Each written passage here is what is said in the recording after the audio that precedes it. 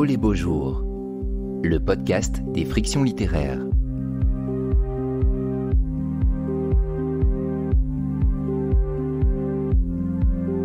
L'ivresse du grand âge.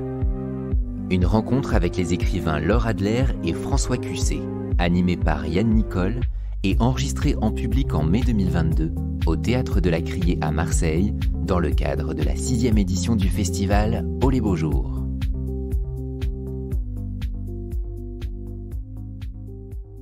Bien, bonjour à tous, merci beaucoup de votre présence, bienvenue. Merci d'être si nombreux pour cette conversation en compagnie de Laure Adler et François Cusset. Bonjour à tous les deux. Merci beaucoup de votre présence. Et bonjour aux personnes qui sont là. Merci d'être là.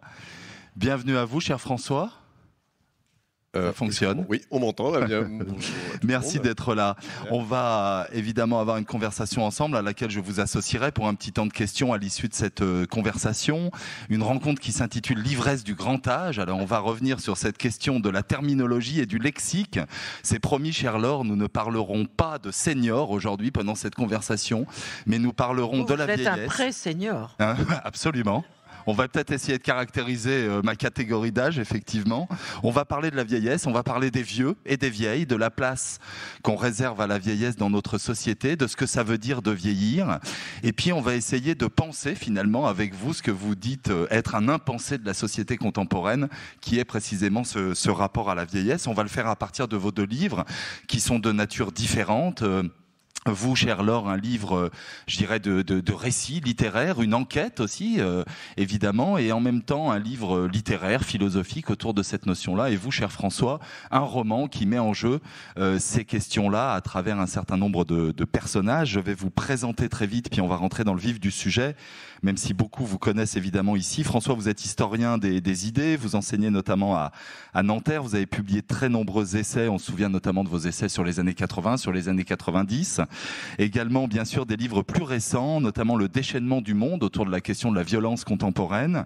Et puis un autre livre au lien qui libère, qui s'intitule Le génie du confinement. On reparlera peut-être du très contemporain. Vous publiez aussi des romans, et notamment aux éditions POL. Un livre qui s'appelle À l'abri du déclin du monde, et puis un autre roman qui s'intitule Des jours et des jours. On reviendra peut-être parce qu'il me semble qu'il y a des liens à tirer par rapport à ce livre, Final Fantasy, qui est donc un livre dans lequel vous mettez en scène 4 personnages qui décident, pour échapper d'une certaine manière à ce qui pourrait être une sorte d'impasse, c'est-à-dire l'EHPAD, le placement dans une institution, de s'installer en colocation dans un appartement parisien. On suit finalement cette colocation à travers les yeux d'un des personnages qui décide d'écrire cette réalité, et on reparlera peut-être du témoin, de celui qui écrit, de celui qui consigne, puisque c'est aussi une dimension de votre livre. Un collectif qui finalement efface peut-être les difficultés de l'âge, mais qui d'une certaine manière ne les masque pas totalement, et on va suivre cette identité-là tout au fil du roman. On reviendra à cela bien sûr avec vous. Ma chère Laure, merci d'être là, un aller-retour depuis Cannes, donc merci beaucoup d'être là avec nous cette journée à Marseille. On vous connaît évidemment comme femme de télévision, femme de radio, on vous écoute du lundi au jeudi pour passer du jour à la nuit dans l'heure bleue sur France Inter.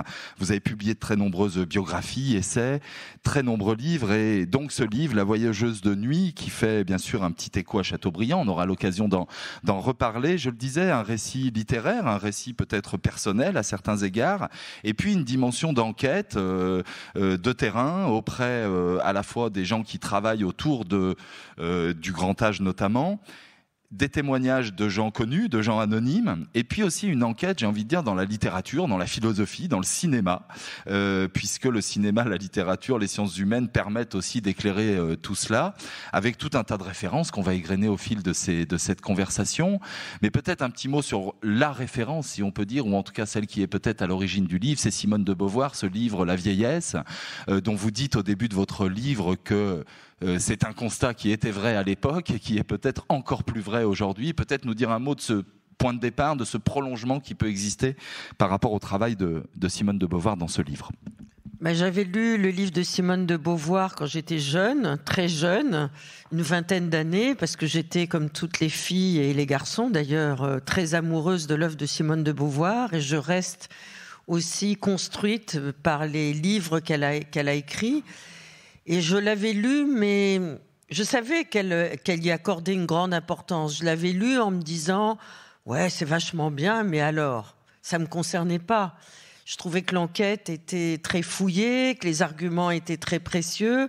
Et je me souviens d'avoir été très étonnée de la colère et du ton d'indignation qu'elle prenait à l'issue de cet énorme ouvrage, parce que ça fait plus de 500 pages, où elle disait que le problème de la vieillesse, c'était le problème le plus fondamental du fonctionnement de notre société. Et puis en fait, justement, grâce ou à cause du confinement, je suis retombée, je crois qu'on est nombreux à avoir été fouillés dans nos bibliothèques respectives pendant ce temps long du confinement, et je suis retombée sur ce livre de Simone de Beauvoir que j'ai relu, et il a été un étonnement, parce que, évidemment, j'étais devenue vieille. Ce livre me parlait autrement. D'ailleurs, c'était très intéressant de souligner que les livres, selon l'âge, l'atmosphère, l'état d'esprit dans lequel on se trouve, l'état amoureux ou l'état mélancolique dans lequel on se trouve, les livres ne vous parlent pas de la même manière. Et là, ce livre m'a parlé. Et donc, je me suis dit, non seulement Simone de Beauvoir, 50 ans après, dans la conclusion, elle avait raison, mais c'est encore pire que ce qu'elle disait dans son diagnostic ultime. Donc à partir de là, j'ai commencé à voir des gens, j'ai commencé d'abord à lire des livres, à voir des films, à rencontrer des gens, et puis après, ça a été une sorte de vagabondage, quoi. Vous évoquez la colère de Simone de Beauvoir. Est-ce que vous diriez que vous partagez ce sentiment par rapport précisément à quelques points, et peut-être des points qui sont spécifiques à la France? C'est aussi ce qu'on peut entendre et comprendre dans ce livre.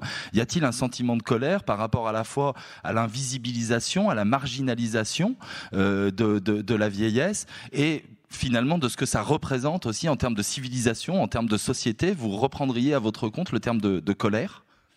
Oui, complètement. Je pense que Simone de Beauvoir avait complètement raison quand elle disait que c'était un invisible et un impensé de la société, et qu'une société se juge par rapport à la manière dont elle traite les plus âgés d'entre nous, et que cette manière de les invisibiliser, de les marginaliser, c'est aussi une séparation de la communauté, et donc c'est une exclusion de facto, en raison d'un principe catégoriel qui n'est pas acceptable au nom de l'universalité de l'espèce humaine, et que nous, en France, on a une manière particulièrement violente d'écarter les vieux du centre des villes, du centre de nos esprits, du centre de nos regards, et qu'il faut souligner que Simone de Beauvoir avait raison de stigmatiser ce qu'on appelait à l'époque les maisons de retraite, ou qu'on appelait aussi plus simplement les mouroirs.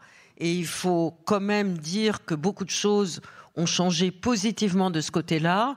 Et ce qu'on appelait autrefois les hospices, qui existaient encore du temps de Simone de Beauvoir, n'existent plus, mais ils ont été remplacés de par la société capitalistique à l'intérieur de laquelle nous vivons, par ce qu'on appelle des maisons, des EHPAD maintenant, c'est-à-dire c'est des acronymes et non plus des termes usuels pour désigner les endroits de vie, ce qui est quand même absolument extraordinaire, et il faut s'interroger aussi là-dessus.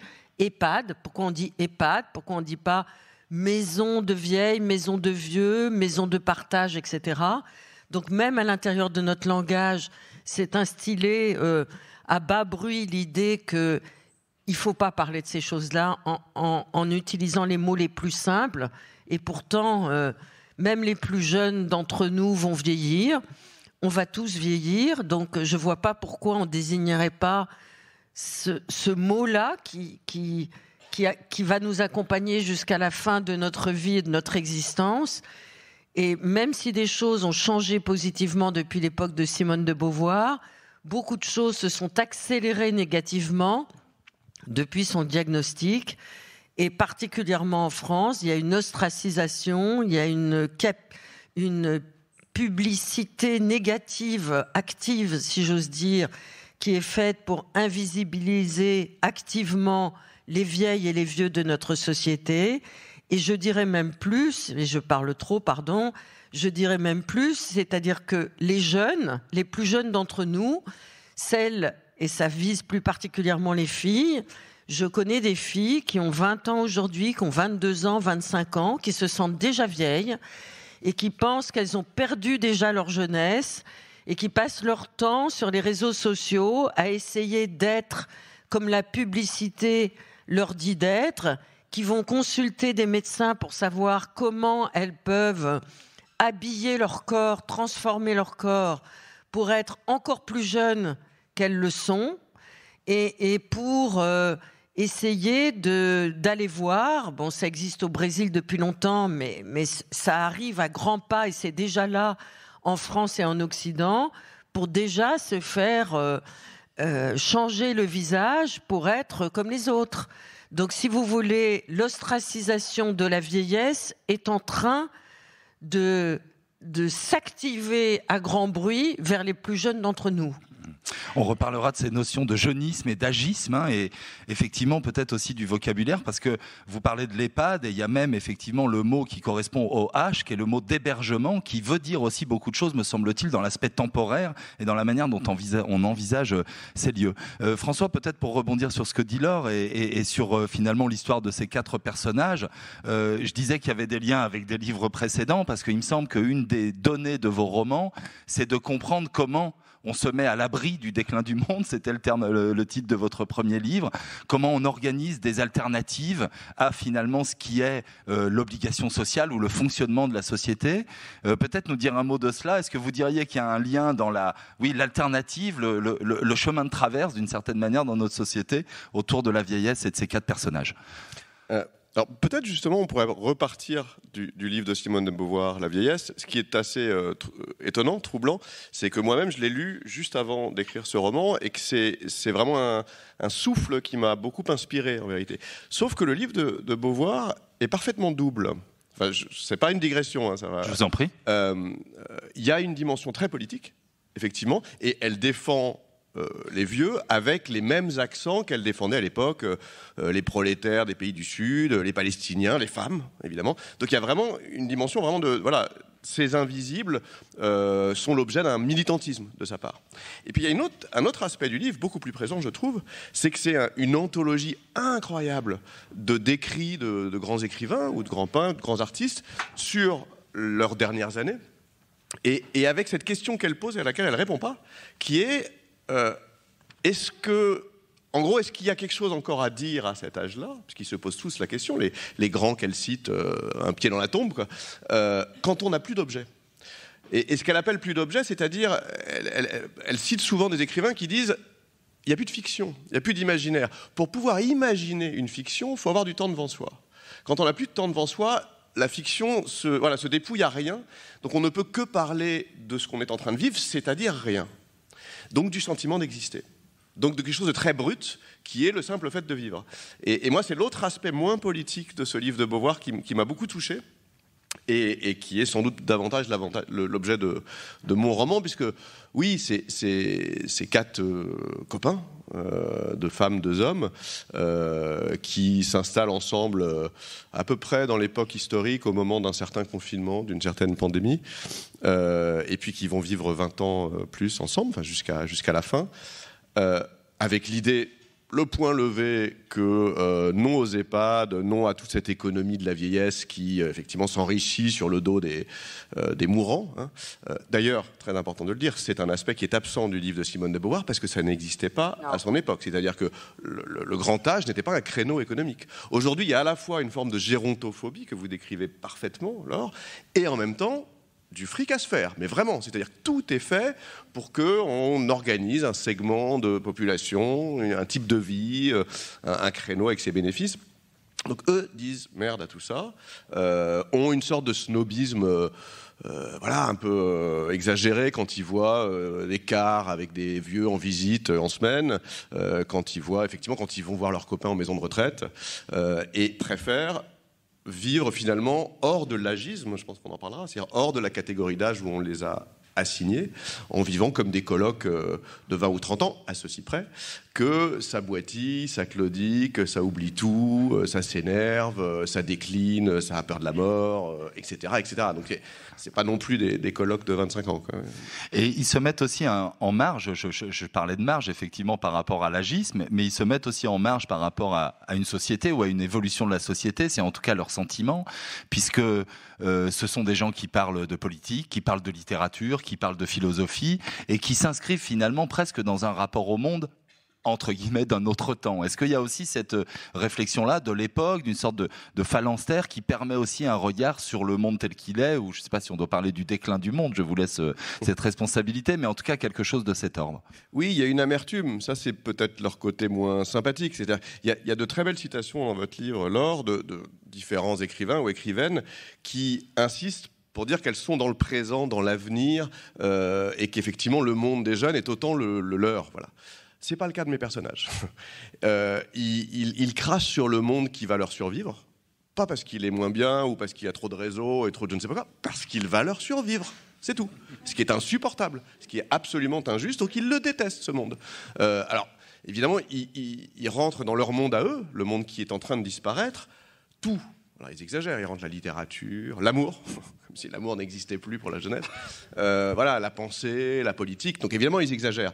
Mais ils se délectent un peu, il y a une sorte de plaisir amer de cette impression que tout part, que leur monde est en train de partir avec eux, et que c'est parfois pas désagréable d'être les derniers.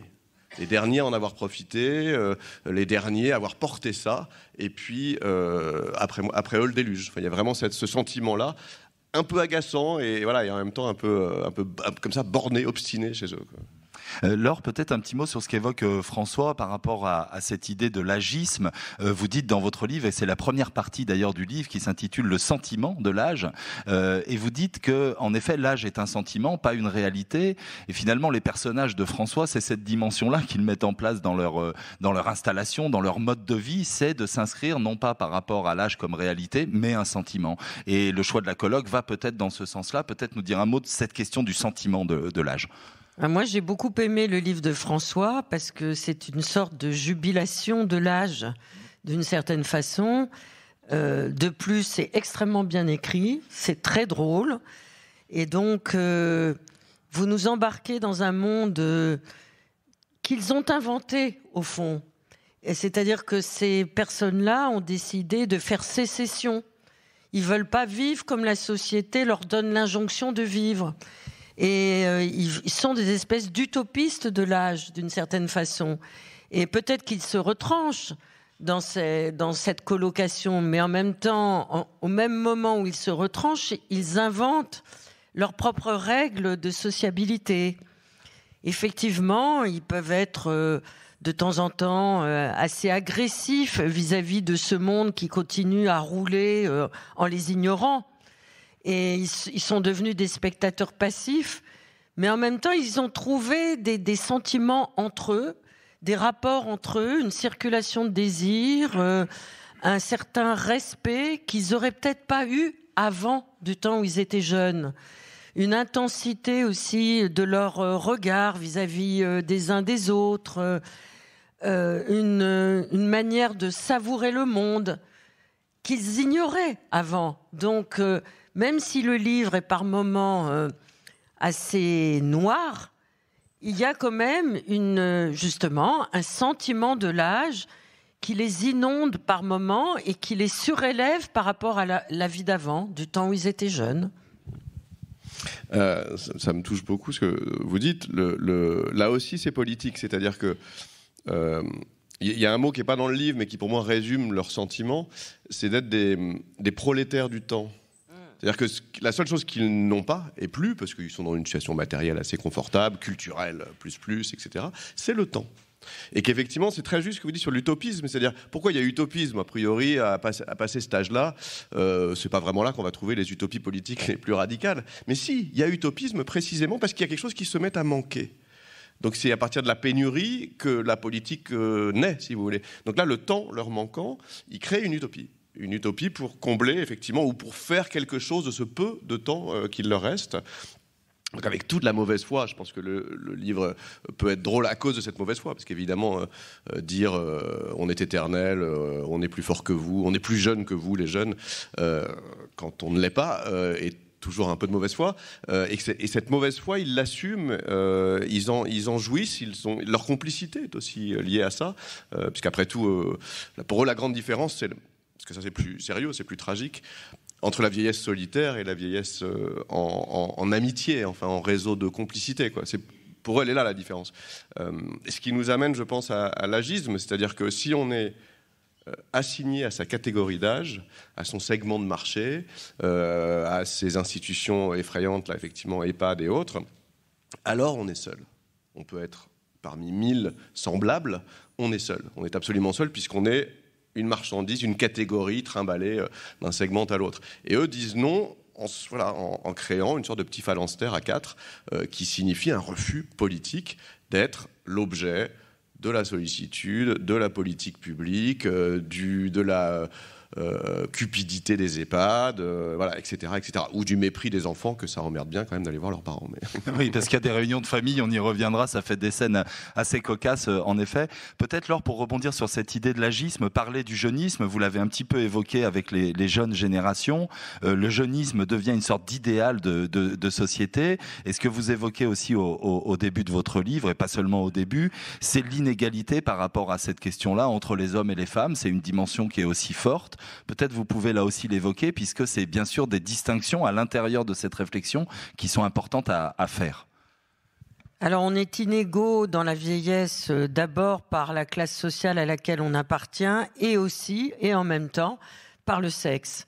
Il n'y a rien de pire que d'être une vieille femme dans une situation de précarité très forte. Et les personnes qui, en France, subissent de plein fouet, avec le plus de violence, leur propre vieillesse, ce sont les femmes qui sont issues de milieux sociaux défavorisés, qui n'ont jamais eu la possibilité de s'inscrire dans un contrat professionnel de CDI et qui vont avoir de très petites retraites. Ces femmes-là, elles vont vivre dans des conditions matérielles épouvantables. Elles vont même pas pouvoir s'inscrire dans ce qu'on appelle un EHPAD. Elles vont peut-être pouvoir, si la sécurité sociale le leur permet, s'inscrire dans une maison de retraite où elles vont vivre dans des conditions là aussi extrêmement précaires. Et dans le regard de tous les autres, elles vont être objectivement totalement invisibilisées. Les femmes vivent beaucoup plus vieilles que les hommes. C'est un fait objectif, à travers le monde, c'est vérifié, mais en France, ça s'applique aussi. Donc, les femmes survivent aux hommes et les femmes sont considérées beaucoup plus vieilles que les hommes. Et les hommes peuvent vieillir beaucoup plus tranquillement et beaucoup plus longtemps que les femmes. Allez savoir pourquoi. Moi, je ne dirais qu'une seule phrase qui est très synthétique et je trouve assez profonde, de Simone Signoret, qui disait à propos de son couple et donc d'Yves Montand, elle disait « Ah, c'est bizarre, mon compagnon, il a les tempes qui blanchissent un tout petit peu, mais il est toujours aussi désiré par les cinéastes, tandis que moi, je suis une vieille femme ridée dont plus personne ne veut. » Donc déjà du temps de Simone Signoret, l'invisibilité, l'inégalité, à cause du sexe, était déjà prédominant. Et aujourd'hui, ça s'arrange un tout petit peu, mais vraiment un tout petit peu, parce que on voit que des vieilles femmes continuent à avoir des responsabilités. En tout cas, elles commencent à en avoir. Par contre, dans le monde des affaires, il y a 20 ans, il y avait beaucoup plus de femmes d'un certain âge qui avaient des responsabilités qu'aujourd'hui. Alors maintenant, en anthropologie, Françoise Héritier explique, et je crois qu'elle a raison de l'expliquer, que quand on est une vieille femme, elle parlait des sociétés traditionnelles, et plus particulièrement de la société Samo, dans l'actuel Burkina Faso, où elle a beaucoup vécu, mais elle a étendu ce principe à d'autres civilisations. À partir du moment où une femme devient vieille, ça veut dire qu'elle est ménopausée. Ça veut dire que d'elle ne coule plus le sang. à partir du moment où ne coule plus le sang, c'est déjà un avantage dans le regard des hommes. Parce que les hommes, eux, ils perdent leur sang volontairement. Cela veut dire que s'ils veulent s'affronter dans des joutes guerrières, eh bien, ils sont peut-être prêts à perdre leur sang. Tandis que nous, les femmes, nous perdons mensuellement notre sang involontairement. Donc la femme qui vieillit, ménopausée, elle devient petit à petit, progressivement, un peu l'égale de l'homme, parce que justement, elle est à parts égales, si j'ose dire, dans le non-écoulement du sang. Et à partir de ce moment-là, elle peut accéder à des responsabilités, y compris quand elle est très vieille, et elle peut discuter avec les chefs. Ça se voit dans des sociétés iroquoises, ça se voit dans des sociétés africaines traditionnelles, ça se voit dans certaines sociétés aussi japonaises, etc. Et je trouve que cette explication de la vieille femme qui devient à peu près l'égale des hommes parce qu'elle ne perd plus son sang est assez intéressante. François, peut-être, oui. Oui, moi je trouve que c'est une dimension très très forte aussi de votre livre. Laure, c'est il y a à plusieurs reprises cette suggestion que vous faites subtilement, vous levez pas le point là, que la condition féminine, voilà, dans le grand âge, est une condition beaucoup plus sensible, politique, militante pour le coup, que celle des hommes, comme si en fait. Nous, on forme un peuple de vieilles, hein, pas vous. Oui, c'est ça, mais comme si la condition minoritaire de la femme que vous avez vécue toute votre vie vous rendait, une fois arrivé à cet âge-là, beaucoup plus sensible à ce qui est effectivement la haine du fragile, voilà, la destruction du faible, alors que l'homme finalement reste, et vous le dites, c'est très juste, vous dites, les hommes restent dans le passé.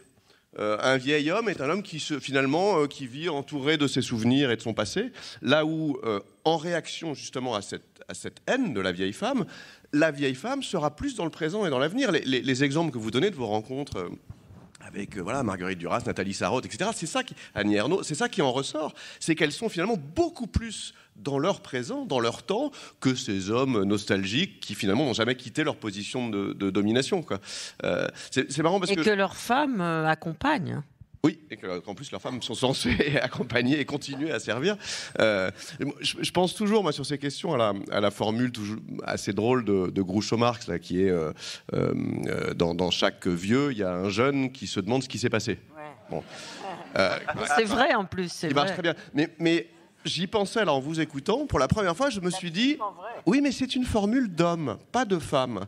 Pourquoi ? Parce qu'il me semble que la femme sait ce qu'il s'est passé, à cause de la violence du regard extérieur, à cause de sa condition justement minoritaire politique. Elle est en lutte contre des ennemis. L'homme traverse tout ça confortablement et se réveille à 80 ans en se disant mais pourquoi est-ce qu'on ne me considère plus comme le trentenaire que j'étais. Donc cet étonnement est un étonnement d'homme, moi il me semble, mais je sais pas. Je pense que c'est commun aux deux sexes, hein. Je crois. Oui, de toute façon la stupéfaction. C'est plus dur pour les femmes que pour les hommes. Ouais. Et à cause du regard. Vraiment, pour moi, c'est une question de position. À cause du regard, sociale. absolument. Plus, bien sûr, enfin, après, il y a toutes les questions du féminisme, c'est-à-dire plus le fait que la réduction de la condition féminine à la procréation et à la survie de l'espèce fait qu'effectivement, passé la ménopause, le peu d'utilité accordée par les hommes aux femmes, disparaissant, il y a comme un effet il y a une double peine, hein, en quelque sorte. Et c'est ça que, moi, je trouve que dans votre livre, c'est très présent, on comprend pourquoi les femmes d'un certain âge sont, dans l'ensemble, plus lucides que les hommes d'un certain âge sur cette condition. Mais parce qu'il y a un rapport au présent. Et d'ailleurs, je voudrais rebondir sur ce rapport au présent par rapport à votre texte, François. C'est-à-dire, ce rapport au présent, il est très ébréché à l'intérieur des têtes de vos 4 personnages. Alors que je crois, mais peut-être suis-je trop optimiste, hein, que... vieillir, c'est aussi profiter de l'intensité du présent et qu'on passe sa vie à essayer de se projeter dans l'avenir en se disant qu'est-ce qu'on va faire dans 2 ans, qu'est-ce qu'on va faire dans 3 heures, qu'est-ce qu'on va faire... quand on est vieux, on peut pas se dire et dans 30 ans, où il sera mon plan de carrière, hein. Non, c'est sûr. On pense à autre chose, donc on pense à la beauté du présent qu'on oublie, qu'on oublie trop quand on est jeune. Enfin, en tout cas, moi, c'est mon expérience, mais je crois que je ne suis pas la seule. On a passé notre temps à nous projeter en se disant « Oh, mais demain ou après-demain ou dans 15 ans, peut-être que ça sera encore mieux. » Mais là, non, on est content, nous. Mais cette puissance du présent... On est content d'être là, elle est donc vraiment, on en profite. Elle est dans chaque ligne de votre livre. Et alors, ce qui fait que c'est moins présent dans le mien, c'est que le narrateur qui raconte l'histoire de mon roman, donc c'est l'un des 4 personnages qui vit en colocation, lui, il a du mal avec cette notion du présent parce que lui a ce sentiment d'injustice de partir avant les autres. Il a ce rapport à la mort un peu obsessionnel. Ouais.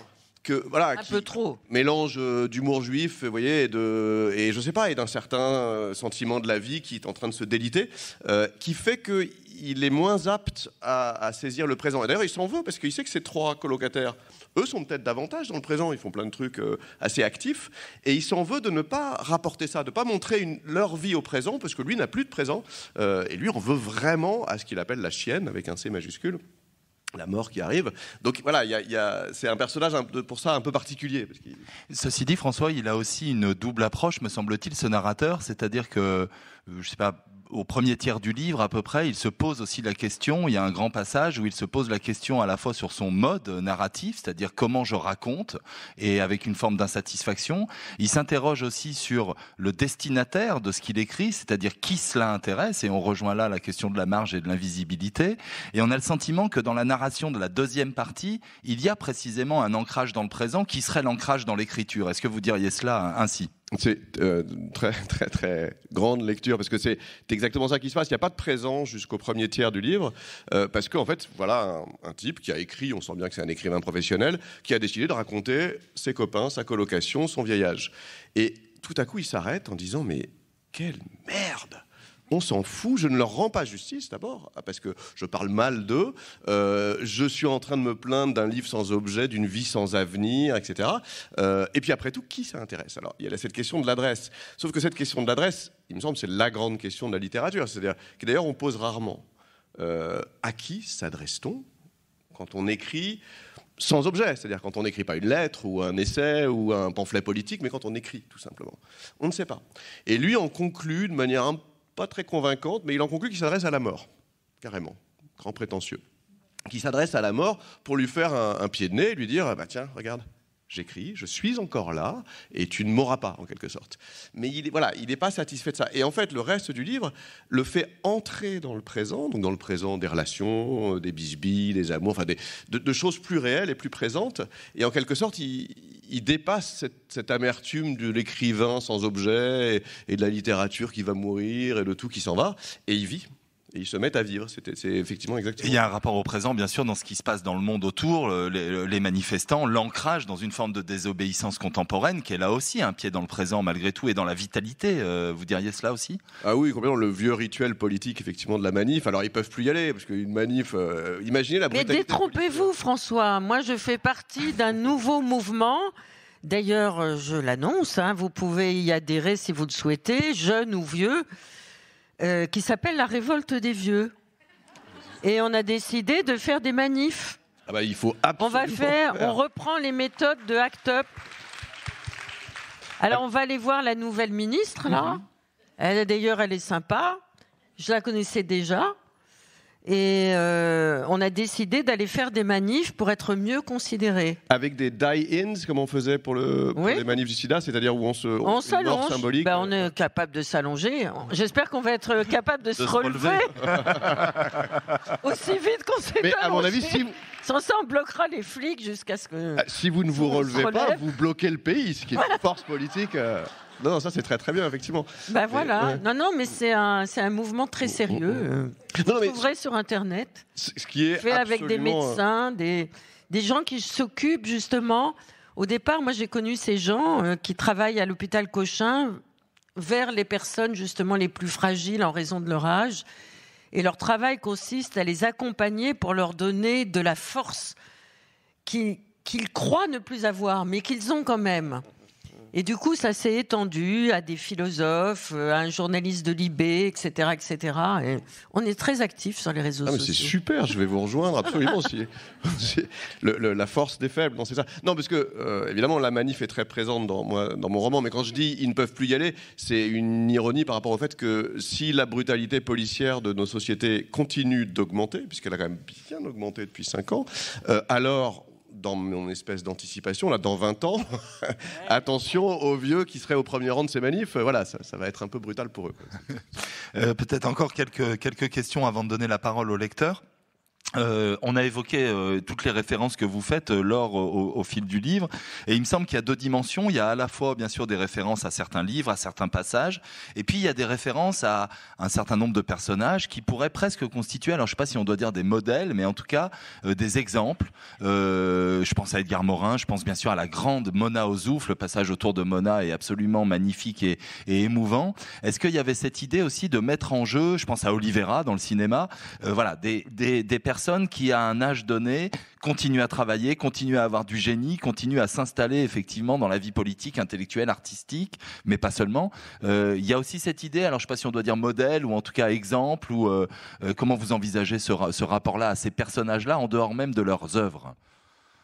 En fait, j'ai commencé à travailler de manière assez scolaire, à collecter beaucoup de documents dans différentes disciplines, à lire beaucoup, à prendre des notes, à faire des entretiens, un peu comme j'en faisais quand j'étais jeune en sociologie, justement comme le faisait Edgar Morin à Plauzévé en Bretagne, etc. Et puis je me suis dit, mais je vais pas faire un livre de sociologie, encore un, je sais pas les faire, je suis pas vraiment compétente. Et donc j'ai abandonné le projet jusqu'au moment où, en discutant avec des amis, parce que au fur et à mesure de mon âge vénérable, mes modèles intellectuels sont devenus des amis. Ça, c'est un privilège de l'âge aussi. Comment, quand on a connu étudiante Mona Ozouf, quand on a connu étudiante Michel Perrault, quand on a connu au CNRS, parce que je suivais ses séminaires, Edgar Morin, petit à petit, la fidélité a fait que c'est devenu une sorte de compagnonnage. Et c'est des personnes que je vois très souvent, avec qui je discute très souvent, comme on discute entre amis. Puis c'est au cours d'une conversation, effectivement, avec Mona, que je me suis dit, mais pourquoi je ne mettrais pas aussi mes propres rencontres? Donc c'est comme un écheveau qui s'est tissé un peu par hasard. Et puis vous savez, je pense que François pourra en témoigner, dès que vous êtes dans un sujet qui vous obsède, vous ne savez pas si vous allez en faire un livre ou s'il n'y aura rien du tout. Mais en tout cas, ça vous obsède, même y compris la nuit, quand vous essayez de dormir. Et tout vient à vous. Quand vous êtes dans un café, vous entendez une conversation à côté qui se rapporte à votre sujet. Quand vous marchez dans la rue, tout d'un coup, vous revient un film que vous avez complètement oublié et vous dites « Ah, il faut que je le revoie parce que... » Donc le livre, il est plutôt comme ça, de briques et de broc, comme une espèce de vagabondage, de voyage. François ? Oui, l'aspect de vagabondage, moi, m'a immensément touché. Et alors, il y a, parmi les nombreuses grandes figures présentes dans le livre, il y en a une qui, à la fois, dont la présence m'a surpris et m'a émerveillé, c'est Michel Foucault, qui arrive à la fin. Alors d'abord, ça, il faut le dire. C'est l'intellectuel qui parle. Non, parce que là, il y a un élément important d'âge. On parle de la vieillesse, mais il y a ceux qui n'en ont pas eu. Il y a ceux qui sont partis trop tôt. Et moi, je ne cesse de penser depuis toujours, qu'aurait dit Michel Foucault? Qu'aurait pensé Michel Foucault? De qui se serait-il moqué? Qu'est-ce qu'il aurait dit de la pandémie? Enfin, vous voyez, etc. Oui, moi aussi, je me suis de nombreuses fois posé cette question. Et c'est pour ça que c'est génial de finir ce livre. Pour moi, il est présent d'une double manière dans votre livre. Alors, explicitement à la fin, parce que vous citez très justement cette histoire de biopouvoir. Pourquoi est-ce qu'on parle de ça? Pourquoi est-ce que la vieillesse est une catégorie à la fois politique, sanitaire, médicale, etc. À cause de cette notion de Foucault du biopouvoir. C'est-à-dire que le pouvoir aujourd'hui, c'est pas un pouvoir de vous tuer, de vous forcer, de vous contraindre, c'est un pouvoir de s'occuper de votre vie. Mais c'est pas à vous de vous en occuper, on s'en occupe. Alors l'État, l'industrie pharmaceutique, enfin voilà, la technoscience, etc. Donc tout ce qu'il avait dit avant de mourir, au début des années 80, s'avère terriblement vrai sur vraiment la prise en charge de la vie, et en particulier de la vieille vie, si on peut dire. Et puis il est présent d'une autre manière. Votre colère, Laure, contre cette histoire d'agisme, moi, me fait penser à un passage magnifique de Foucault, je crois que c'est la préface à l'archéologie du savoir, où il dit « Pourquoi est-ce qu'un écrivain ou un auteur devrait rester le même ?» C'est-à-dire d'un livre à l'autre, devrait avoir les mêmes idées, devrait écrire les mêmes choses, etc. Il dit « C'est une morale d'état civil ». Eh bien, l'agisme, c'est une morale d'état civil. C'est-à-dire que votre date de naissance inscrite sur votre carte d'identité est l'alpha et l'oméga de votre vie. Et il n'y a pas mieux pour vous faire taire, pour réduire vos mouvements, pour faire de vous voilà, un objet social, un objet du pouvoir. Et vous savez, je crois que je le dis dans le bouquin, mais ça m'avait énormément surpris quand je l'ai appris, je ne le savais pas, que jusqu'à la Révolution française, personne ne connaissait son âge. Il n'y avait pas l'âge sur... C'est stupéfiant ça. Donc on vivait avec son âge, la perception de son âge, le sentiment de l'âge. Là, on est catégorisé, mais je connais pas mal de vieilles dames qui trafiquent. La morale du contre-état civil. Voilà. C'est une manière de désobéissance civile, comme vous le faites avec vos personnages. C'est la plus forte, c'est la main. Alors, je voudrais rajouter un mot par rapport à Michel Foucault, qui effectivement est un homme qu'il faut lire et relire. Moi, j'ai eu de la chance de l'avoir comme prof quand j'étais étudiante, mais privilège de l'âge. Et il y a aussi quelqu'un qui m'a beaucoup impressionné, que j'ai relu pour essayer, penser, c'est un mot trop fort, mais pour essayer de comprendre un tout petit peu cette histoire de l'âge qui est très difficile à comprendre.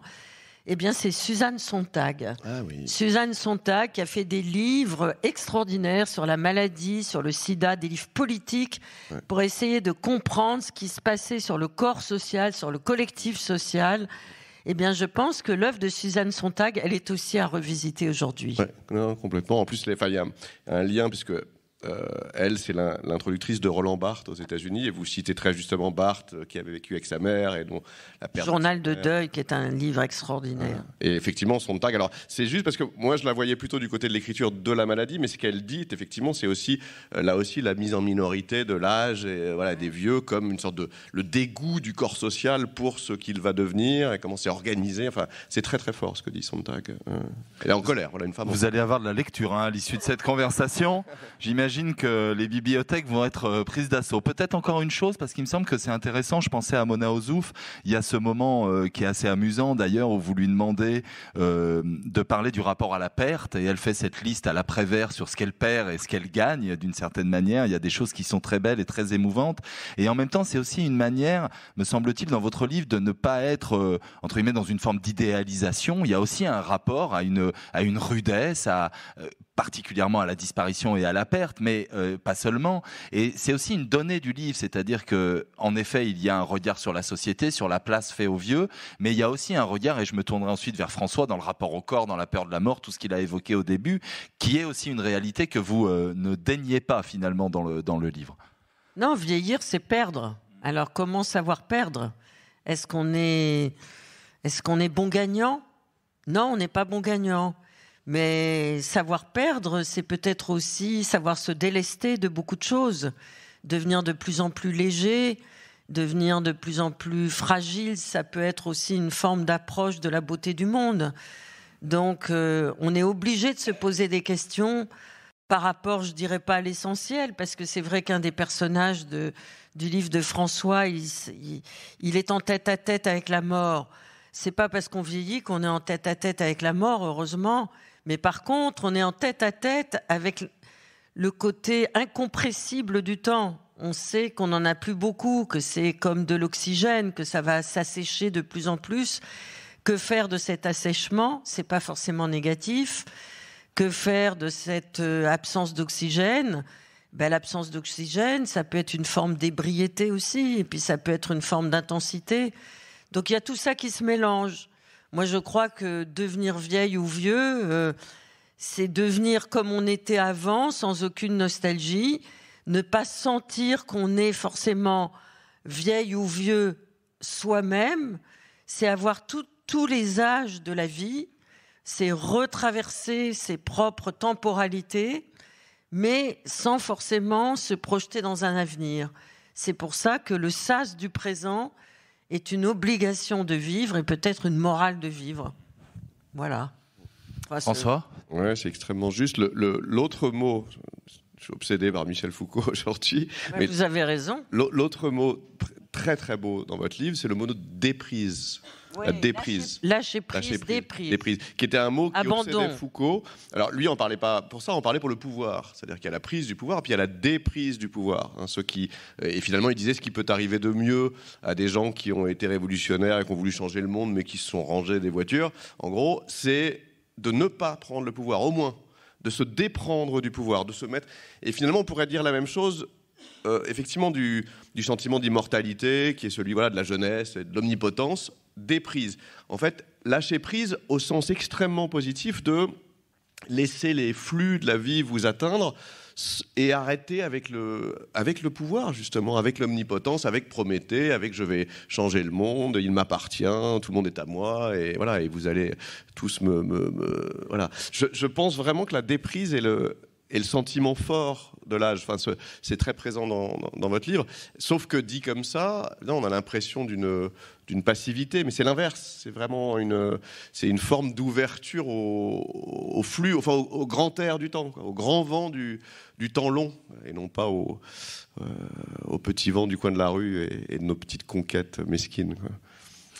François, peut-être sur ce que vous avez évoqué, le rapport à l'amour, le rapport au sentiment, mais peut-être aussi le rapport au désir, le rapport au corps. J'ai pensé, en lisant votre livre, en préparant cela, à un livre qui a été publié chez POL dans votre maison d'édition, qui est un livre de Patrick Lapère, qui s'appelait « La vie est brève et le désir sans fin », qui est un des plus beaux titres de la littérature de ces dernières années. Il y a aussi ce rapport-là, le sexe, la sexualité, le désir, et Laure, vous l'évoquez aussi dans votre livre, et peut-être l'endroit le plus symbolique finalement du tabou qui est lié à la vieillesse et à la manière dont les vieux s'inscrivent dans notre société. Peut-être l'un et l'autre réagir sur cette question. Immense question. Là aussi, il y a déprise, il y a prise et déprise.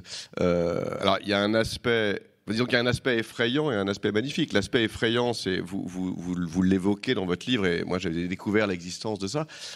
Les assistants sexuels, qui donc de certains pays comme la Suisse ou les pays scandinaves ont créé ces jobs, voilà, qui sont. Alors d'abord, il n'y a pas c'est rien d'effrayant. En soi, c'est une belle idée, c'est-à-dire l'idée que on peut garder un rapport à soi, un rapport de plaisir à soi ou d'ailleurs aux autres corps. Par la médiation de quelqu'un qui vous y aide, en fait, qui vous maintient un rapport à votre corps, un rapport de plaisir à votre corps. Sauf que quand c'est l'État ou pourquoi pas une entreprise privée qui vous envoie cette personne, enfin bon, il y a tout un truc un peu étrange quand même là-dedans. Donc voilà, on peut dire qu'on est dans une société d'injonction sur la vie, sur le corps, sur le plaisir, et que peut-être qu'il est en train de naître une nouvelle injonction, c'est pas parce que vous êtes du 4e ou du 5e âge qu'il faut pas jouir.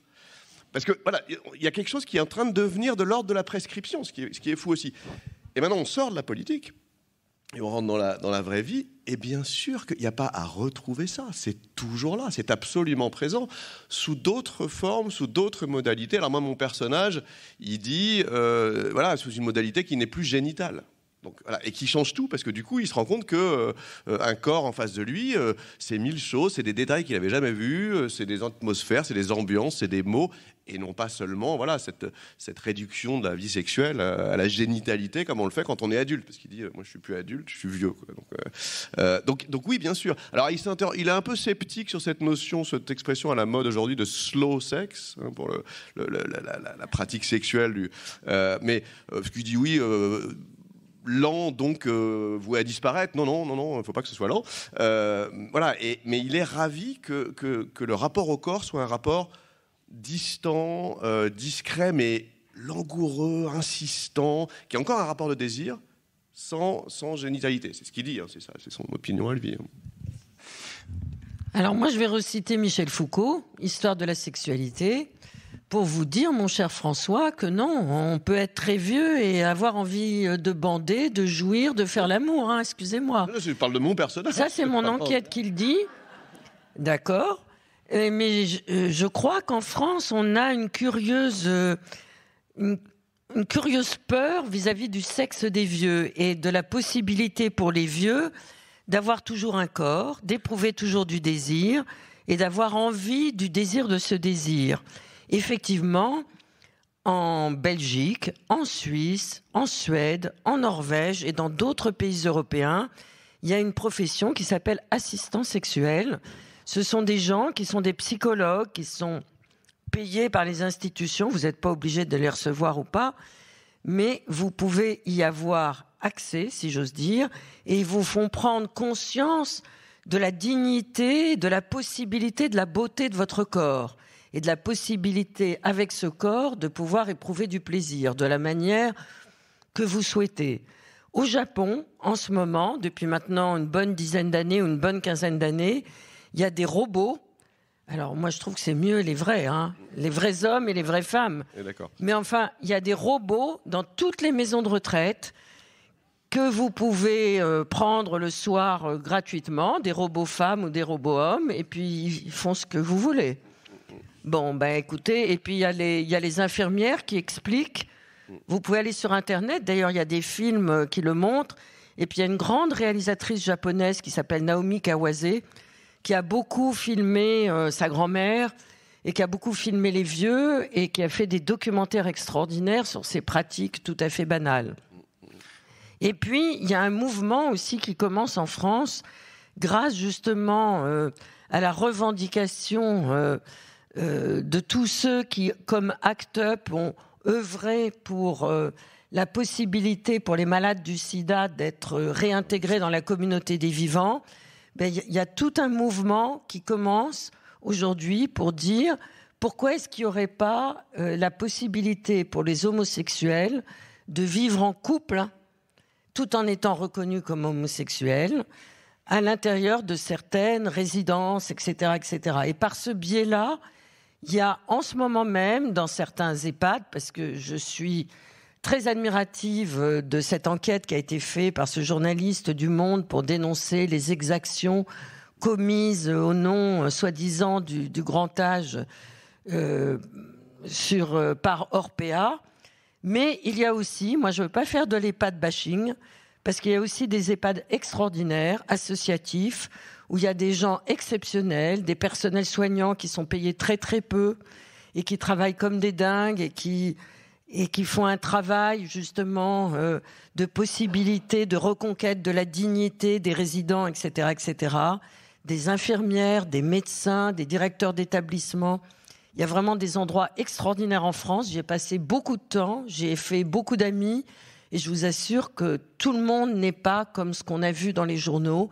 Il y a aussi des endroits d'exception, même si je crois qu'il faut trouver d'autres endroits comme ceux que vous dessinez de manière fictive, c'est-à-dire des communautés de vie où chaque personne choisirait ses compañeros pour aller vivre en marge ou à l'intérieur de la société. Après tout, on n'est pas si moche que ça. Hein.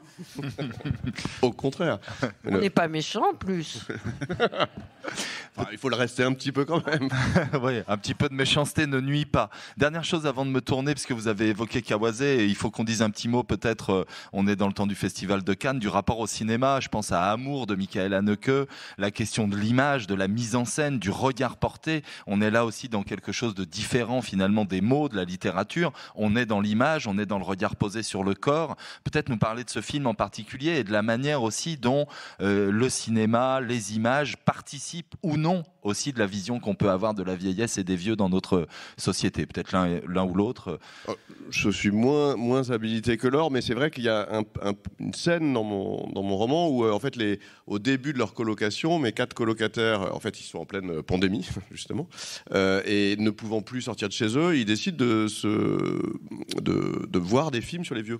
Des films sur le thème de la vieillesse en permanence. Donc il y en a que 3 qui sont cités, mais qui sont 3 postulations très très différentes, qui sont effectivement Amour de Haneke, donc le rapport entre Trintignant et sa femme diminuée, enfin extrêmement après un AVC, et cette impression que c'est pareil, mais que ça n'est plus du tout pareil. Enfin quelque chose de beaucoup plus léger, mais très fort, qui est Habemus Papam, le Moretti, c'est-à-dire qu'en gros, des cardinaux au Vatican qui, à 80 ans, jouent au volleyball plutôt que d'élire l'un d'entre eux. Voilà.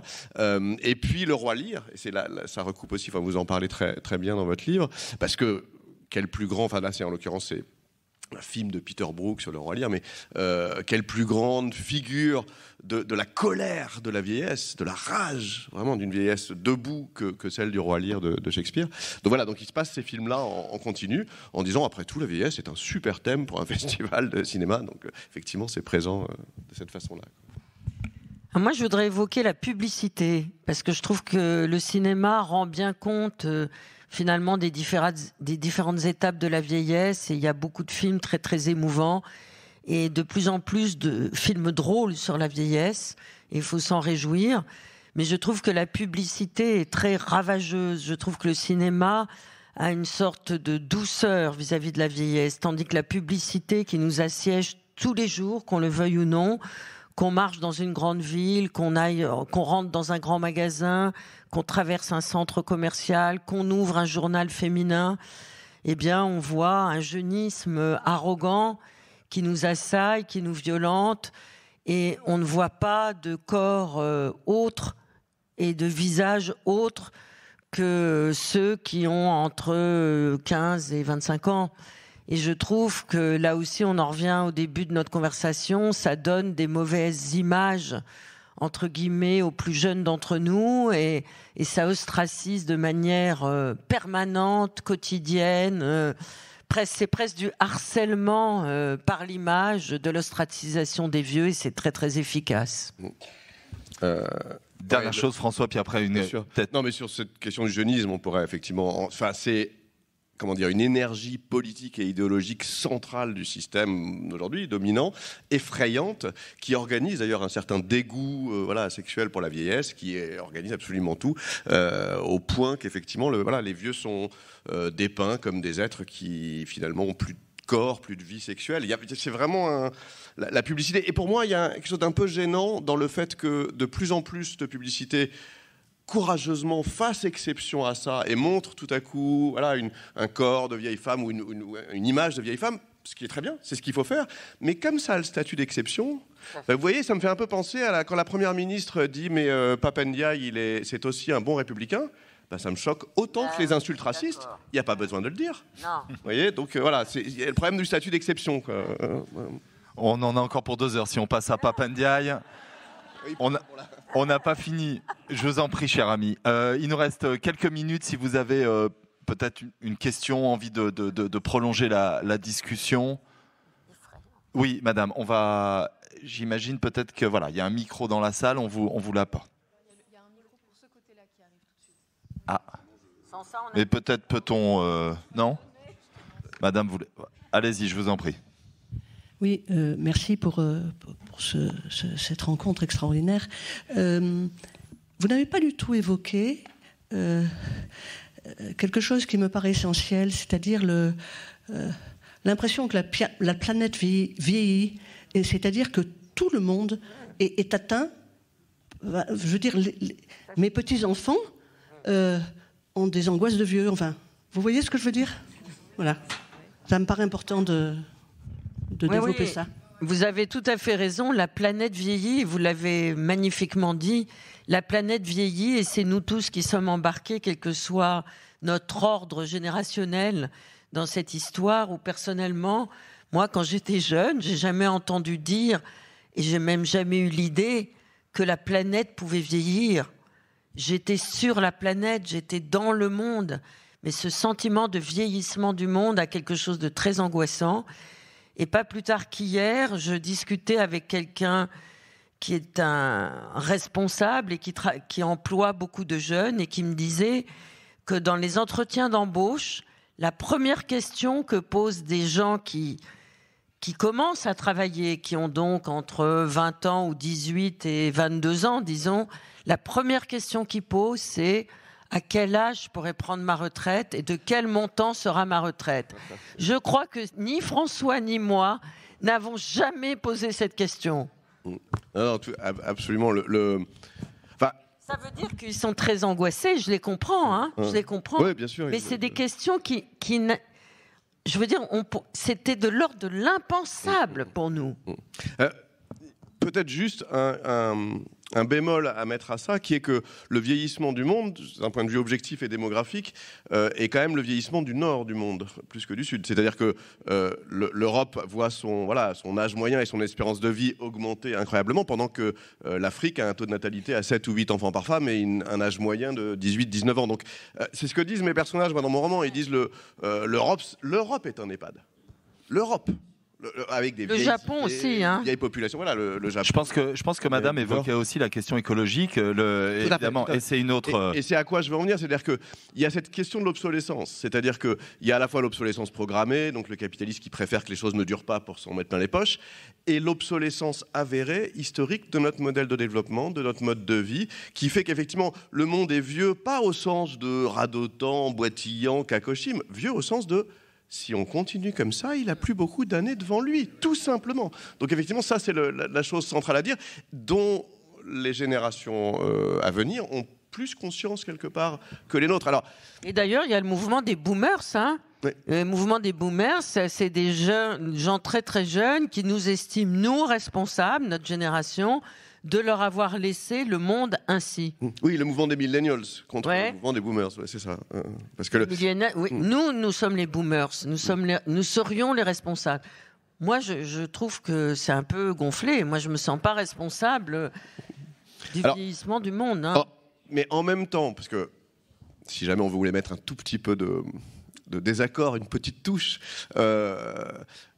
il est vrai que ce sentiment qu'ont les jeunes générations, qu'on leur laisse un monde pourri, ingérable, et qu'on a tout gardé pour nous, d'ailleurs je ne sais même pas si je m'inclus dedans, est lié au statut particulier historique de la génération des baby-boomers, qui est celle qui arrive effectivement à l'âge de la vieillesse aujourd'hui, qui a eu, alors là, moi, aucun procès, mais qui a eu objectivement, historiquement, une chance inédite dans l'histoire moderne, c'est-à-dire d'être la première génération qui n'a connu ni guerre, ni en fait crise, sauf à la fin, à la fin du XXe siècle, et qui, pour certains d'entre eux, alors attention, il ne faut pas généraliser, parce qu'il y a les anonymes, les inconnus, etc., mais pour certains d'entre eux et d'entre elles, ont réussi à rester à l'avant-scène depuis les barricades jusqu'à aujourd'hui.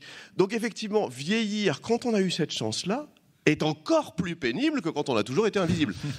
Donc, c'est pour ça qu'on va changer les choses. On n'a pas fait pour rien la révolution en mai 68, on va la faire pour la vieillesse aussi. Ouais, non, complètement, c'est pour ça que... La révolution est en marche. Encore une question, est-ce qu'il va falloir qu'on s'arrête? Oui, allez-y, monsieur, je vous en prie. Dire parce que je suis un vieux heureux, moi. Il y en a comme ça, ouais. Je suis invisible et je suis heureux. Et en plus, j'étais toujours un homme-objet. Je vois pas quel rapport... Oui, je vois pas quel rapport ça a, une femme objet, et elle peut travailler. Moi, en même temps, j'ai travaillé, je vois pas, oui, parce que après, vous savez, Félix Leclerc disait la vieillesse, c'est la seule façon de vivre longtemps. Hein. On n'a pas trouvé mieux. Bon. Je veux dire, et pourquoi toujours se plaindre? Alors, à condition, bien sûr, de pas mourir en petits morceaux, comme disait Cohen, un certain Cohen, parce qu'il y en a qui meurent par petits morceaux. Ouais, c'est triste. On parle jamais de ça. Vous parlez pas de l'euthanasie, je sais pas pourquoi. Bon, on n'a pas pu faire non plus l'ensemble du tour de la question dans 1 heure, monsieur. Mais après, moi, j'aimerais pas comme Wilinski, il dit il vaut mieux être beau et jeune que vieux et moche. Moi, je vais vous dire, je préfère être vieux et moche parce qu'aujourd'hui, je plains les jeunes parce qu'ils vont payer les dettes, le climat, le corona, les curés, les emmurées vivantes et toutes les conneries que les vieux ont amenées, parce que c'est nous, faut pas oublier que les vieux, on n'est que 20% de la population, on n'est que 20% de la population et qu'on détient 60% de la finance. Et ça, faudrait en parler aussi de ça, parce que nous, en mai 68, c'est contre les vieux qu'on a lutté, contre nos parents, et on leur parlait pas. Hein. Moi, j'ai mis ma mère, on a mis nos parents à la cave, et vous avez mis vos enfants à la cave, parce que je vois plus de jeunes sortir aujourd'hui comme ça, aller en boîte, tout ça, même les slows sont interdits. Hein, je veux dire, merci. Monsieur, les vieilles. Pas tout à la fois, pas tout à la fois. Mais on a entendu en tout cas quelques citations effectivement assez piquantes et on vous en remercie. Je suis désolé de faire le maître des horloges dans une journée et une rencontre où on parlait du temps, mais vous aurez peut-être l'occasion de dire un petit mot à Laure Adler et à François Cusset dans un temps de séance de dédicace et peut-être d'une petite discussion un peu plus informelle qui aura lieu dans le hall du théâtre de la Criée. Vous retrouverez donc le livre de Laure Adler, La voyageuse de nuit, chez Grasset, le livre de François Cusset, Final Fantasy chez POL. Merci de votre écoute et merci infiniment à tous les deux. Merci beaucoup. Merci beaucoup.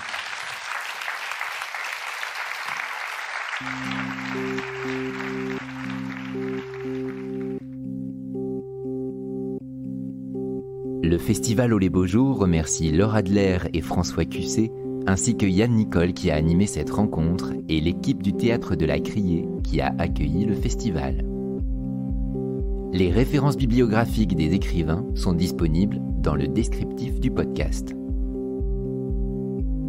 Pour ne manquer aucun épisode des Frictions littéraires, abonnez-vous à ce podcast sur toutes les plateformes habituelles. La 7e édition du festival Au les Beaux Jours aura lieu du 24 au 29 mai 2023 à Marseille. Montage Clément Lemarié. Voix Nicolas Lafitte. Musique The Unreal Story of Lou Reed by Fred Nefché et French 79. Un podcast produit par Des livres comme des idées.